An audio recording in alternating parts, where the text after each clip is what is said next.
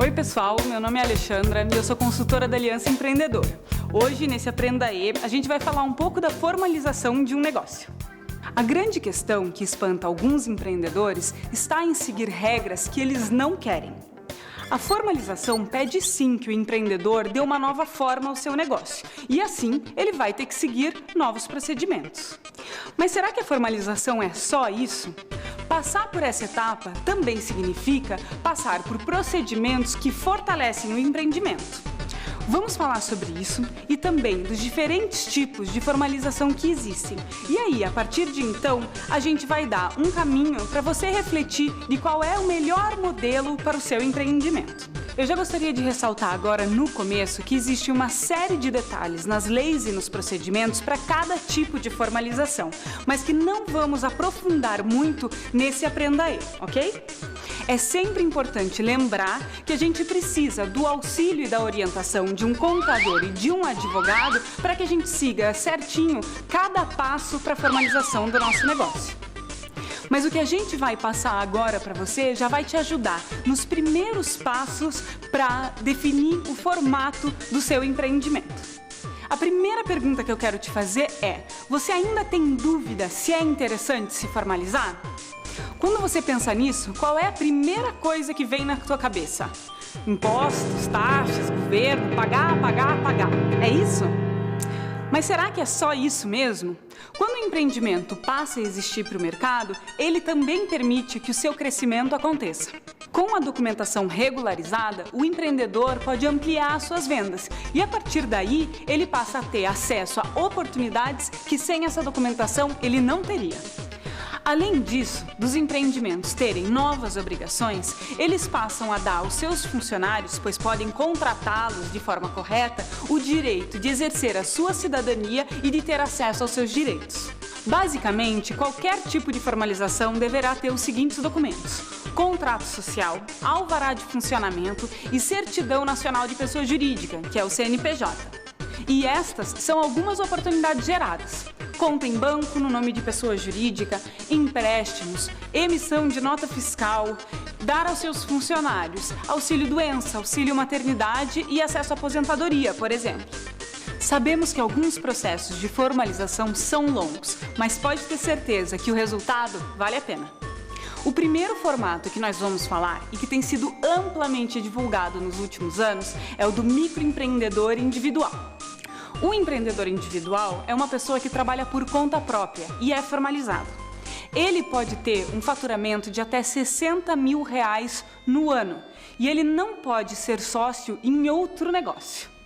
O empreendedor pode ter apenas um funcionário contratado, que deve receber um salário mínimo ou o piso da sua categoria. A lei que regulariza esse formato é a Lei Complementar 128, de 19/12/2008. Vale dar uma procurada na internet. Procura aí. O empreendedor individual é enquadrado na tributação do Simples Nacional e é isento de pagar as seguintes tributações: imposto de renda, PIS, COFINS, IPI e CSLL. O empreendedor individual vai pagar imposto zero para o governo federal e apenas um valor simbólico para o estado e para o município. Ele deverá contribuir com um valor de 5% em cima do salário mínimo para o INSS e assim ele terá direito aos benefícios previdenciários. Essas contribuições fazem com que ele, além de seus funcionários, tenha acesso a auxílio-doença, auxílio-maternidade e aposentadoria, por exemplo.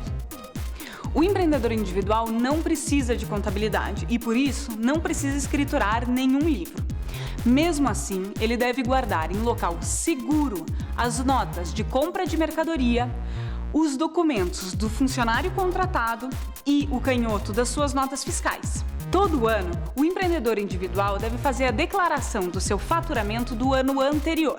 Ele pode fazer isso sozinho ou então com o auxílio de um contador que seja optante pelo Simples, e esse serviço deve ser gratuito. Todas as informações a respeito desse formato você encontra no seguinte site: www.portaldoempreendedor.gov.br. Tudo está lá muito bem explicadinho. Entra lá e confira. Outros formatos para empresas que faturam um pouco mais são a microempresa e as empresas de pequeno porte. A microempresa e a empresa de pequeno porte podem variar muito nas suas características. Para ser considerada uma microempresa, a receita bruta contada de janeiro a dezembro deve ser igual ou menor do que R$ 360 mil. Já a empresa de pequeno porte deve ter a sua receita bruta somada de janeiro a dezembro maior do que R$ 360 mil e menor ou igual a R$ 3.600.000. Para informações a respeito, pesquise no site www.receita.fazenda.gov.br/Simples Nacional. Vou lembrar agora de novo que é importante a gente sempre pesquisar com um contador e pesquisar com um advogado qual é o melhor formato para o negócio que a gente quer abrir, ok? Outras formas de se organizar são por meio de associações ou cooperativas. As associações têm características um pouco diferentes.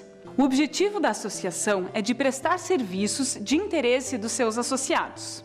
Os interesses podem ser econômico, técnico, legal, cultural e político. A associação deve ser constituída por, no mínimo, 2 pessoas.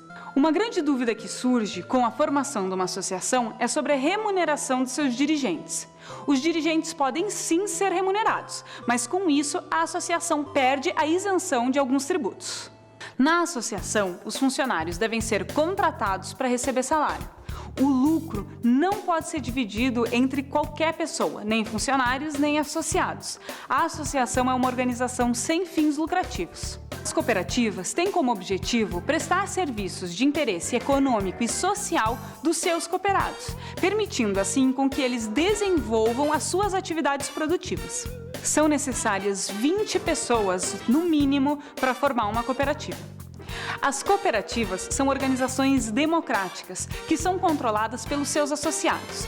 Eles participam ativamente das decisões políticas e das tomadas de decisão da organização. Todos devem contribuir para a formação de capital da cooperativa. Se no final do ano existirem sobras, deve ser acordado em assembleia pelos sócios como será feita a divisão. Existem outros portes de empresa, mas por hora ficam essas dicas. Apesar das informações dessa videoaula, sempre lembre de procurar um contador e um advogado que poderá te orientar no seu caminho e a escolher os melhores passos a serem seguidos. Boa sorte na nova jornada!